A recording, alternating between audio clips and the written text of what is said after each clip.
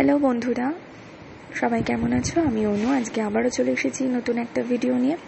গত শুক্রবার আমার মেয়ে মাম্মামের সেকেন্ড ইউনিট টেস্টের পরীক্ষা শেষ হয়েছে। পরীক্ষা চলাকালীন ও আমার কাছে আবদার করেছিল ওর খুব পছন্দের এগ চিকেন ফ্রাইড রাইস বানিয়ে দেওয়ার জন্য, কিন্তু পরীক্ষার সময় আমি ওকে সেটা বানিয়ে দিইনি, যেহেতু রিচ খাবার খেয়ে যদি অসুস্থ হয়ে পড়ে, তাই জন্য তো আমি বানিয়ে দিইনি। তবে ওকে কথা দিয়েছিলাম যে পরীক্ষা শেষে অবশ্যই বানিয়ে দেবো। কিন্তু পরীক্ষা শেষেই রথ শুরু হয়ে গেল। রথের সময় তো আর আমিষ রান্না হবে না, তাই জন্য আর বানাতে পারিনি। তো আমি ভেবেছিলাম মেয়ে হয়তো ভুলে গেছে, কিন্তু মেয়ে তা একদমই ভুলেনি। আজ সকালে স্কুলে যাওয়ার সময় সে আমায় বললো, আজ কিন্তু লাঞ্চে এগ চিকেন ফ্রাইড রাইসই খাবো। তো আর কি করা যাবে, মেয়েকে কথা দিয়েছি যখন, কথা তো রাখতেই হবে। তাই ওকে স্কুল থেকে দিয়ে বাড়ি ফেরার সময় বাজার থেকে নিয়ে নিলাম ভালো দেখে গাজর, ক্যাপসিকাম, ফুলকপি এবং বিনস। বাড়িতে এসে ঝটপট হাত পা ধুয়ে বসে পড়লাম এগ চিকেন ফ্রাইড রাইস বানাতে। প্রথমেই আগে গাজর, বিনস এবং ক্যাপসিকাম, ফুলকপিগুলো একটু বড় বড় সাইজের রেখে কুটে ফেললাম। তারপরে 4টে বড় সাইজের পেঁয়াজ বেশ মিহি করে কুচিয়ে নিলাম। এটার জন্য পেঁয়াজটা একটু মিহি করেই কুচিয়েছি। পেঁয়াজ একটু বড় বড় ডুমো ডুমো করে কোচালে আমার মেয়ের মুখে পড়লে উতু উতু করে ফেলে দেয়। এর জন্য উপকরণ যেগুলো লাগবে সেগুলো হচ্ছে চিকেন কিমা। ছোট ছোট চিকেন কিমা আমি নিয়েছি, বাড়িতে ছোট ছোট করে পিস করে নিয়েছি 200 গ্রাম মতন।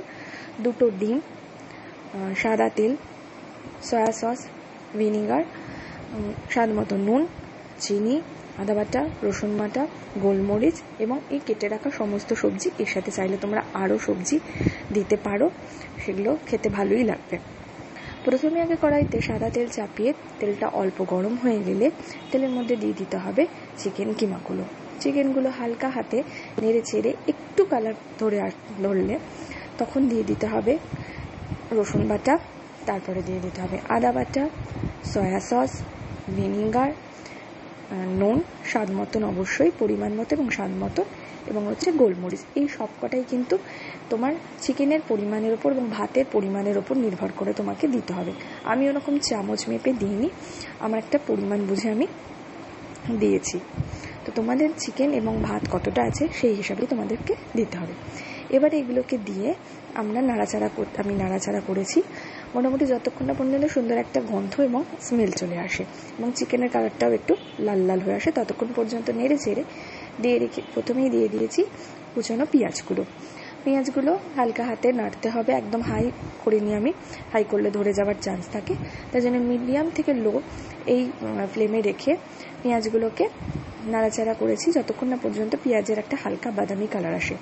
তারপরে কেটে রাখা ক্যাপসিকামের টুকরোগুলো দিয়ে দিয়েছি। ক্যাপসিকাম যেহেতু একটু গলতে টাইম নেয়, তাই জন্য ক্যাপসিকামগুলো নিয়ে নাড়াচাড়া করে মাঝে মাঝে আমি ঢাকনা চাপা দিয়েছি, যাতে ক্যাপসিকামগুলো সুন্দরভাবে ভাজা হয়ে যায়, সেদ্ধ হয়ে যায়। ক্যাপসিকামগুলো অল্প অল্প সেদ্ধ হয়ে গেলে বেশ সুন্দর একটা কালার এবং গন্ধ ক্যাপসিকামের থেকে বেরোলে তখন কেটে রাখা বাদবাকি সবজিগুলো এক এক করে দিয়ে দিয়েছি। প্রথমে বিনস, তারপর ফুলকপি এবং গাজরের টুকরোগুলোকে দিয়ে সুন্দর করে প্রায় 5 মিনিট মতন ওটা আমি নাড়াচাড়া করেছি। মাঝে মাঝে আমি ঢাকনা চাপাও দিয়ে রেখেছি, যাতে তাড়াতাড়ি সেদ্ধ হয়ে যায় এবং বেশ সুন্দর একটা স্মেল বেরোয়। তো এইভাবে আমার নাড়াচাড়া করে মোটামুটি সমস্ত সবজিগুলো খুব সুন্দরভাবে যখন ভাজা হয়ে যাবে, তখন সেইগুলোকে সাইডে একটা জায়গাতে নামিয়ে রেখে ওই কড়াইতেই 2 পালা মতন সর্ষের তেল দিয়ে 2টো ডিম ফাটিয়ে, তাতে একটু নুন গোলমরিচ দিয়ে ফাটিয়ে রেখে সেটাকে দিয়ে একটা ডিমের ভুর্জি মতন বানিয়ে রেখেছি। ডিমের ভুর্জিটাও সাইডে প্লেটেতে তুলে রেখেছি হয়ে যাওয়ার পর। আবার ওই কড়াইতেই সামান্য সাদা তেল গরম হয়ে গেলে আগে থেকে 90% করে রাখা ভাত দিয়ে সেই ভাতের সাথে এক এক করে সমস্ত রকম সবজি এবং এই যে ডিমের ভুর্জি সব কিছু একসাথে দিয়ে নাড়াচাড়া করে তার মধ্যে পরিমাণ মতন সয়া সস, ভিনিগার, গোলমরিচ গুঁড়ো, নুন এবং আমি অল্প একটুখানি ফ্লেভার অ্যাডের জন্য চিনি দিয়েছি। চিনি চাইলে তোমরা স্কিপও করে যেতে পারো, যারা মিষ্টি একদম খেতে পছন্দ করো না। দিয়ে সেটাকে নাড়াচাড়া করেছি যতক্ষণ না পর্যন্ত সুন্দর কালার চলে আসে। ভাত যেহেতু আমার 90% কুকড আগে থেকেই ছিল, তাই জন্য ভাতটা এইখানে নাড়াচাড়া করলেও ভেঙে যায়নি এবং ভাতটা পুরোপুরি একেবারেই সেদ্ধ হয়ে গেছে এবং সুন্দরভাবে সমস্ত কিছুর মিশ্রণ একসাথে বেশ হয়েছে। ভন্ড টাইপের হয়ে যায়নি, বেশ ঝরে ঝরেই ভাত ছিল। সমস্ত কিছু নাড়াচাড়া করে যখন সুন্দরভাবে কুকড হয়ে যাবে, তখন তার উপরে সুন্দর করে কেটে রাখা গোল গোল করে পেঁয়াজ দিয়ে নামিয়ে আমি এটাকে সুন্দর করে সার্ভ করেছি। মেয়েকে আমি নিয়ে আসতে গেছিলাম। আসতে গিয়ে আমি কানে কানে ওকে বললাম আজকে চিকেন ফ্রাইড রাইস বানিয়েছি। তো ও তো খুব খুশি। বাড়িতে এসে হাত পা ধুয়ে স্নান করেই ওকে দিয়ে দিলাম গরম গরম এগ চিকেন ফ্রাইড রাইস। ও তো পেয়ে খুব খুশি, বলল বাহ দারুণ হয়েছে।